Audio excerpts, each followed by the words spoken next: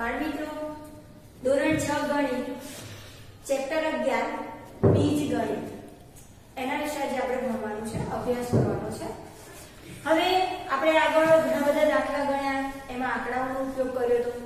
તો અંકોના ઉપયોગથી જે ગણિતનો અભ્યાસ કરીએ છીએ તેને અંકગણિત કહેવાય.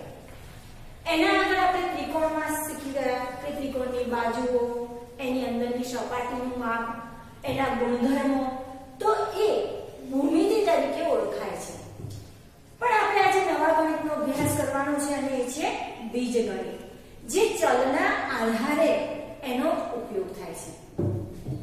હવે જો એ જાણવા માટે આપણે સૌથી પહેલા મેચસ્ટિક પેટર્નનો ઉપયોગ કરીશું. મેચસ્ટિક પેટર્ન એટલે શું? દિવાસળી વડે બનતી પેટર્ન, આકાર. એમાં આપણે અંગ્રેજી અક્ષર L, C અને F એનો આપણે ઉપયોગ કરીશું. હવે જુઓ, L એટલે દિવાસળી આપણે ગોઠવવી હોય તો L માં આપણે બે દિવાસળી જોઈએ. આ એક, આ બે. તો અહીંયા બે દિવાસળીનો એક L બને છે. એવા આપણે બે L બનાવવા હોય તો 1 2 1 2 ચાર દિવાસળી જોઈએ. આમાં બે દિવાસળી, આમાં ચાર દિવાસળી. એવી રીતે ત્રણ એક બનાવવા હોય તો 1 2 1 2.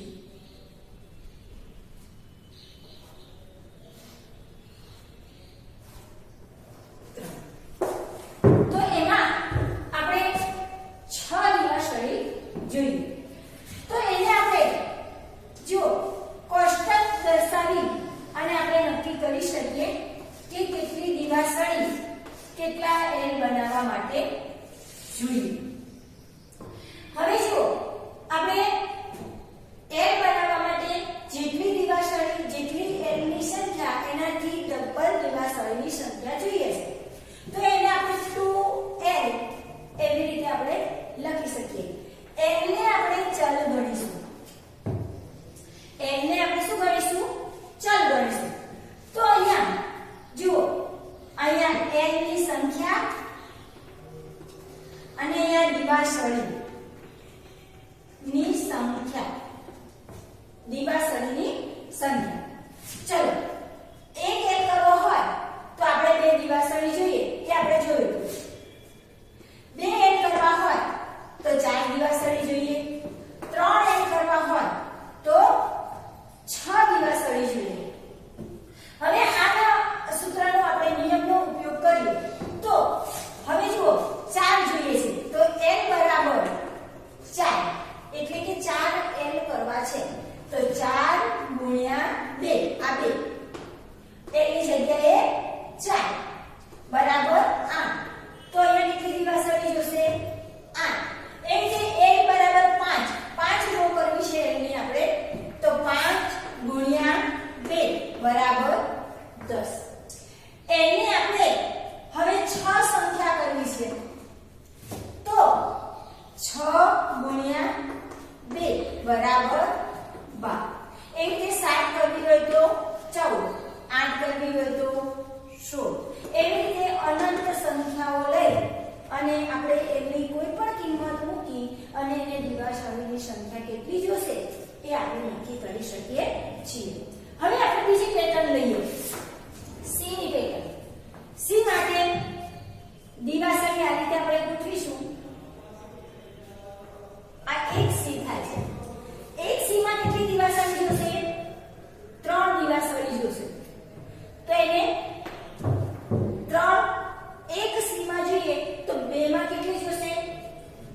ચલો,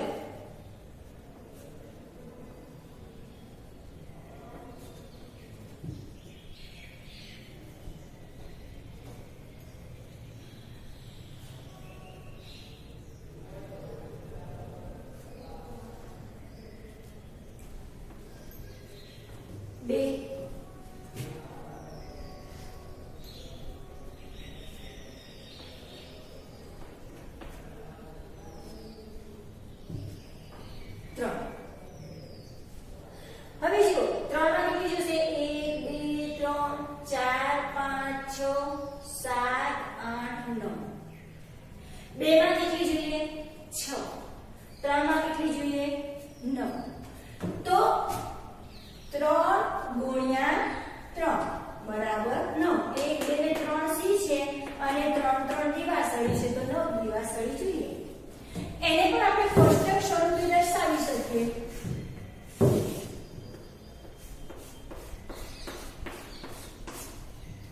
ચલો અહીંયા સી ની સંખ્યા અને અહીંયા દિવાસળી. એક દિવાસળી હોય તો 3, 2 દિવાસળી હોય તો 3 દુને 6. હવે આ કેવી રીતે થશે એનો નિયમ? દિવાસળી ની સંખ્યા ગુણ્યા સી ની સંખ્યા. એક દિવાસળીમાં 3 જોઈએ. એક સી ની સંખ્યા કેટલી છે 3. તો અહીંયા સી જો 3 બનાવવા હોય તો કેટલા જોશે 9. હવે અહીંયા દિવાસળીની સંખ્યા આપણે 3 છે અને સી ની સંખ્યા 4 છે. 4 કરી 12. દિવાસળીની સંખ્યા 3 અને સી ની સંખ્યા આપણે 5 લઈએ. કેટલા થશે 15, 18, 21. એક અસંખ્ય સુધી સંખ્યા આપણે જાણી શકીએ છીએ. એ રીતે f ની પેટર્ન કરીએ તો f ની પેટર્ન કરવા માટે કેટલી દિવાસળી જોશે 1 2 3 અને આ નીચેની 4 દિવાસળી આપણે જોશે. તો f ની પેટર્નમાં 4 દિવાસળી જોઈએ છે.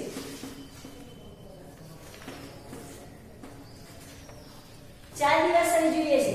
તો ચલો આપણે ડાયરેક્ટ જ કરીએ કે કેટલી રો બનાવીએ તો કેટલી જોશે.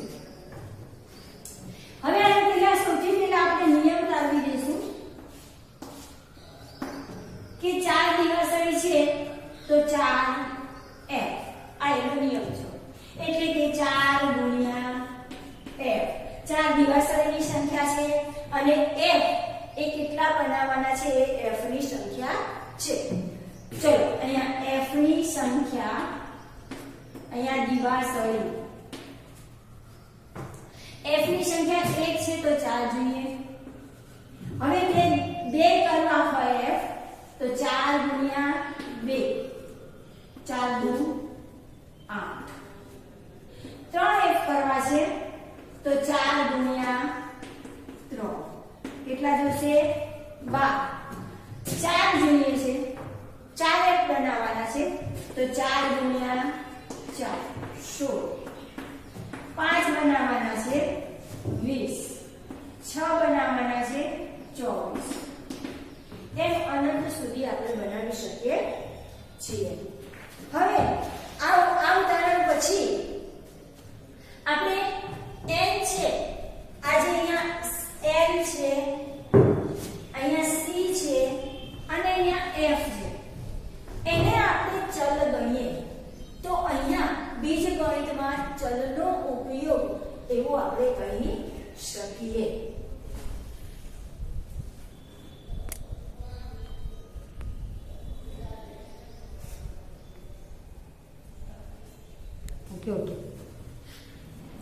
બાળમિત્રો, આપણે n વિશેની માહિતી લીધી. c, f એના વિશે રોની કિંમત મૂકતા આપણને તરત જ એની કેટલી કિંમત, કેટલી દિવાસળી જોશે એ તરત જ મળતું.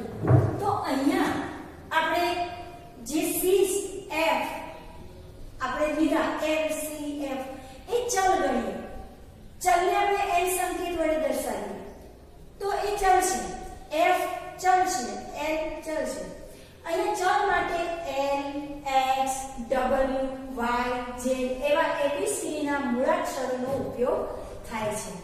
હવે જુઓ, ચલની કોઈ ચોક્કસ કિંમત હોતી નથી. ચલ એટલે જેની કોઈ ચોક્કસ કિંમત નથી, જેની કિંમત ફરતી રહેશે એને ચલ કહેવાય. તો અહીંયા ચલની ચોક્કસ કિંમત હોતી નથી.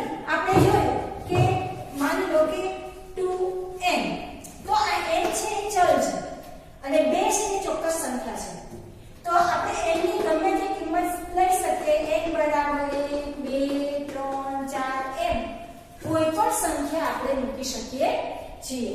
તો અહીંયા ચલ છે એની કોઈ ચોક્કસ કિંમત આપણે ધારણ કરી શકતી નથી. અનેક એની સંખ્યાઓમાં કિંમત આપણને મળે છે. આપણે વ્યવહારમાં પણ એનો ઉપયોગ કરીએ છીએ. જેમ કે એક નોટબુક સ્ટોલમાં એક નોટબુકની કિંમત 5 રૂપિયા છે. 5 રૂપિયાની એક નોટબુક છે. હવે મોનુને 5 નોટબુક જોઈએ છે, આપણને 7 નોટબુક જોઈએ છે, સારાને 4 નોટબુક જોઈએ છે. તો આપણે એવું સૂત્ર બનાવી શકીએ કે ચૂકવેલ કિંમત બરાબર 5 ગુણ્યા જરૂરી નોટબુકની સંખ્યા. 5 શું છે? નોટબુકની કિંમત. 5 નોટબુકની કિંમત છે. તો ચલો 5 ગુણ્યા મુન્નુને કેટલા જોશે? મુન્નુને ચૂકવવાની કિંમત બરાબર 5 ગુણ્યા એને કેટલી નોટ લેવાની છે? 5 બરાબર 25 રૂપિયા એને ચૂકવવાના થાય. હવે અપ્પુને કેટલા ચૂકવવાના થાય? અપ્પુને ચૂકવવાની કિંમત બરાબર એને 7 નોટબુક લેવાની છે. તો 7 ગુણ્યા 5 7 35 રૂપિયા એને ચૂકવવાના થાય. સારાને કેટલી નોટબુક જોઈએ છે? 4. તો સારાએ ચૂકવવાની કિંમત બરાબર 4 ગુણ્યા 5 20 રૂપિયા. આમ આપણે આ ચલના આધારે કોઈ પણ કિંમત વ્યવહારમાં પણ શોધી શકીએ છીએ. હવે જો આપણે આ સિવાય પણ સરવાળો, બાદબાકી, ભાગાકાર વગેરેના ગુણધર્મોને આધારે વગેરેનો ઉપયોગ કરી અને આપણે ચલનો એમાં ઉપયોગ કરી શકીએ છીએ. જેમ કે સરિતા પાસે અમીના કરતા 10 લખોટી વધુ છે. હવે અમીના પાસે કેટલી લખોટી છે? 20. તો અમીના પાસે લખોટી વત્તા 10. તો 20 વત્તા 10 બરાબર 20. હવે અહીંયા તમને 20 લખોટી આપી છે, પણ 20 લખોટી ના આપી હોય તો 20 લખોટી આપણને ના આપી હોય તો અહીંયા જુઓ આપણે અમીના પાસે, ધારો કે અમીના પાસે x લખોટી છે. તો x વત્તા 10 આ આપણને ચલ મળે કે અમીના પાસે જેટલી લખોટી હોય અહીંયા મૂકી દે x ની જગ્યાએ. તો આપણને અમીના પાસે કેટલી છે એ લખોટીની કિંમત મળી જાય. એ રીતે બાલુ રાજુ કરતા 3 વર્ષ નાનો છે. આપણને ખબર છે કે અત્યારે જે આપણી ઉંમર છે એનાથી નાના બને તો માઈનસ થાય, બાદબાકી થાય. તો અહીંયા જુઓ રાજુ 3 વર્ષ નાનો છે, રાજુ 12 વર્ષનો છે, 12 વર્ષનો છે. હવે રાજુ કરતા 3 વર્ષ નાનો છે બાલુ. તો બાલુ બરાબર બાલુની ઉંમર કેટલી થઈ? 12 ઓછા 3 તો કેટલી થશે? 12 માંથી 3 જાય તો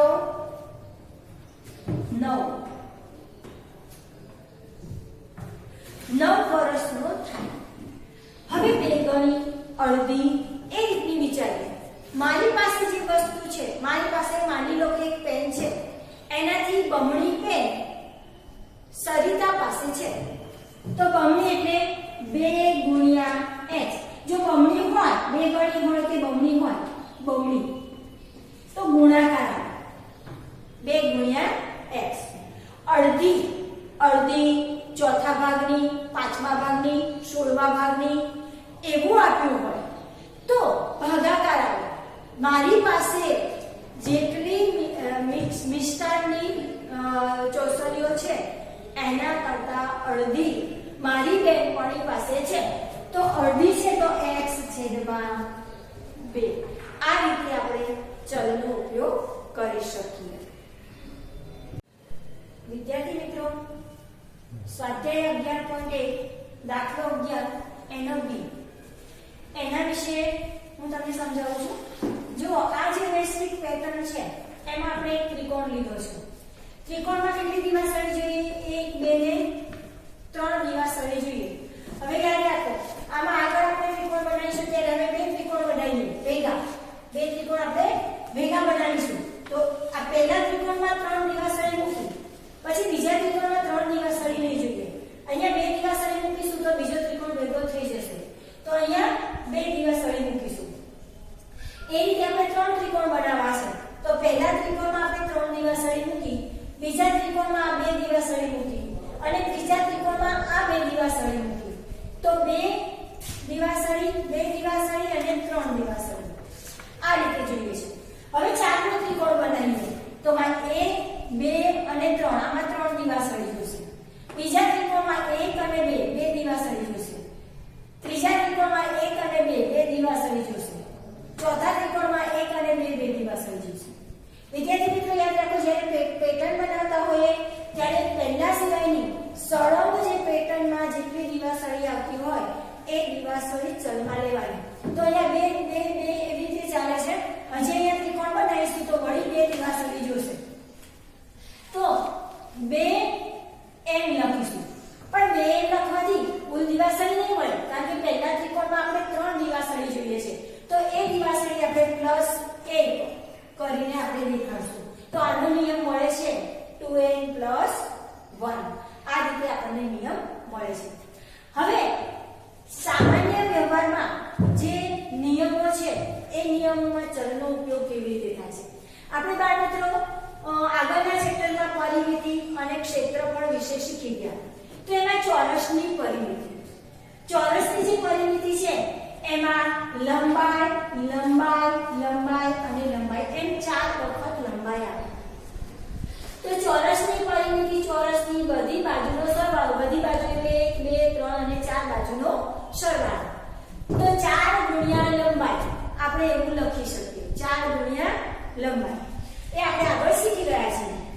તો લંબાઈને આપણે l ચલ કહીએ તો 4l એવી રીતે આપણે દર્શાવી શકીએ. પરિમિતિને આપણે p ચલ વડે દર્શાવીએ તો આપણને નિયમ મળે છે, સૂત્ર મળે છે p = 4l. હવે એ રીતે લંબચોરસની પરિમિતિ, લંબચોરસની પરિમિતિમાં a b c અને d આ રીતે છે. તો લંબચોરસની પરિમિતિ બરાબર ab ની લંબાઈ વત્તા bc ની લંબાઈ વત્તા cd ની લંબાઈ વત્તા da ની લંબાઈ એવી રીતે આપણે પરિમિતિ લઈશું. તો હવે જો આપણને ખબર છે ab બરાબર bc અને ad બરાબર bc એ રીતે આપણે લખી શકીએ. એટલે કે ab ની જગ્યાએ આપણે bc લખી શકીએ અને ad ની જગ્યાએ આપણે bc લખી શકીએ. તો 2 ગુણ્યા cd અને 2 ગુણ્યા da એવી રીતે આપણે કરી શકીએ. હવે જુઓ આ cd અને da એને આપણે જો l અને b વડે ચલ વડે દર્શાવીએ તો 2l અને 2b એવી રીતે આપણે દર્શાવી શકીએ. હવે પરિમિતિને આપણે p સંજ્ઞા વડે દર્શાવીએ છીએ તો p બરાબર 2l વત્તા 2b એવું આપણને ચલનું સમીકરણ મળે, એવું સૂત્ર આપણને મળે. એ રીતનો નિયમ આપણે કરી શકીએ. હવે અંકગણિતના નિયમો, એ નિયમોમાં ચલ આપણે કેવી રીતે લઈએ છીએ? બે અંકોના પરિવર્તનીય સરવાળા. હવે આપણે જુઓ 3 + 5 કેટલા થાય? 8. પણ આપણે આવી રીતે નથી લખવું, આવું લખવું છે 5 + 3 તો પણ કેટલા થશે? 8. જવાબમાં કઈ ફેર પડે છે? ના. તો આપણે 3 ને a વડે દર્શાવીએ અને 5 ને b વડે દર્શાવીએ તો a + b = b + a એવું આપણે દર્શાવી શકીએ. તો અહીંયા જુઓ જે અંક છે એ અંકને અદલ-બદલ કરવાથી પરિણામમાં ફેરફાર પડતો નથી. તો આ ગુણધર્મને સરવાળાના ક્રમનો ગુણધર્મ કહેવામાં આવે છે. એ રીતે બે અંકોના પરિવર્તનીય ગુણાકારો જેમ કે 3 ગુણ્યા 2 બરાબર 6 અને 2 ગુણ્યા 3 બરાબર 6.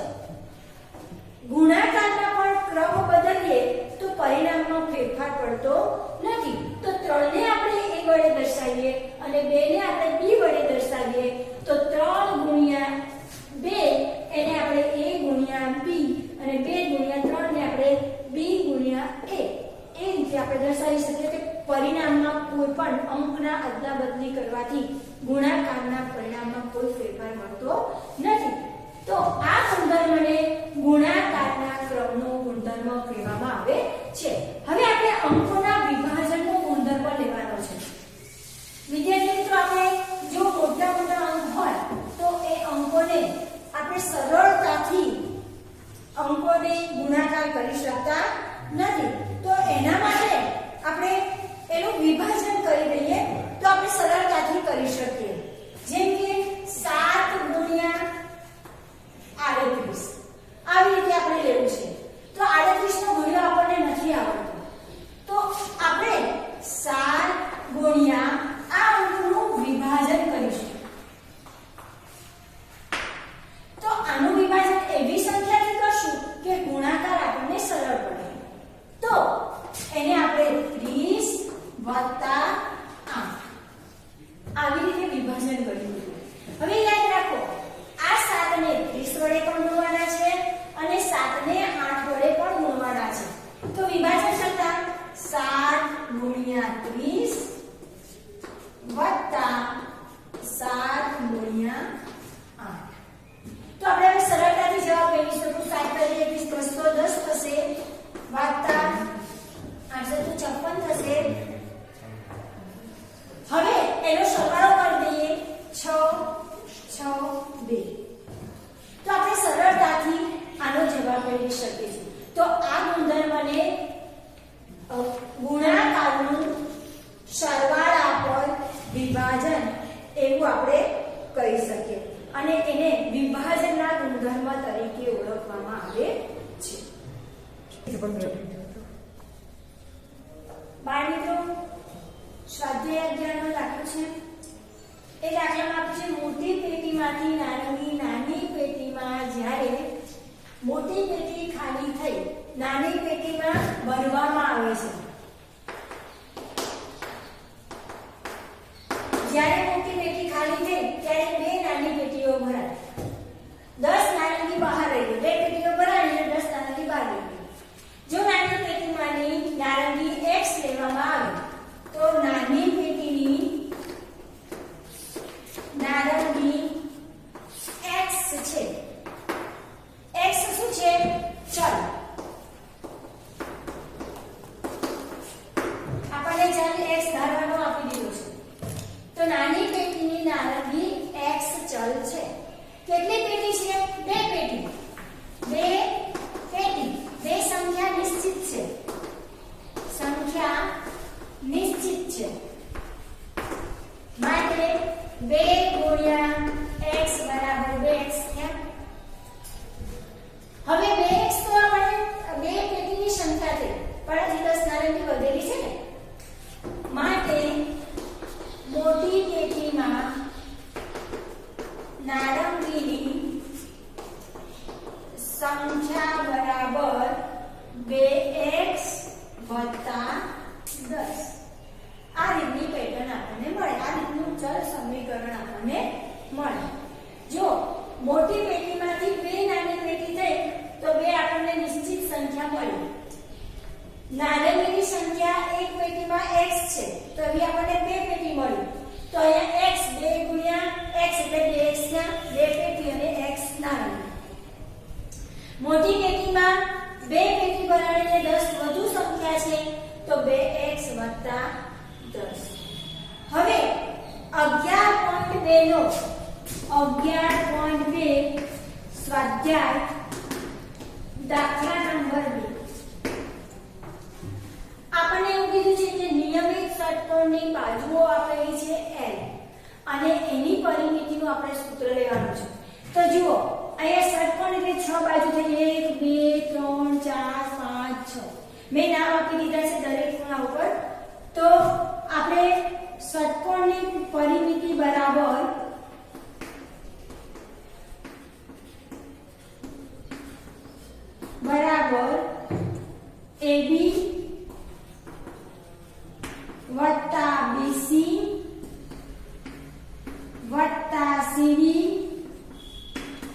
વત્તા ડીઈ વત્તા ઈએફ વત્તા એફએફ. હવે જો બધી જ બાજુઓ સરખી છે તો બધી જ બાજુને આપણે AB બરાબર BC બરાબર CD બરાબર DE બરાબર EF બરાબર F એમ લખી શકીએ આપણે. આ બધી જ વસ્તુ બરાબર છે.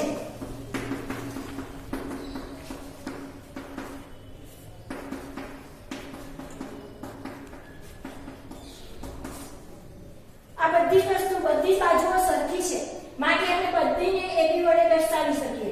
કેટલા છે 1 2 3 4 5 6 ષટકોણ છે એટલે 6 બાજુઓ હોય તો 6AB આપણે આ રીતે લખી શકીએ. હવે AB ને આપણે જો L સંજ્ઞા વડે દર્શાવીએ. અહીંયા L વડે દર્શાવવાનું કીધું છે. L વડે દર્શાવીએ તો 6L. આપણને ખબર છે પરિમિતિને આપણે P વડે દર્શાવીએ છીએ તો P બરાબર 6L. આ રીતનું આપણને નિયમ મળે, સમીકરણ મળે. તો વિદ્યાર્થી મિત્રો આ રીતે સ્વાધ્યાય પૂરું કરો.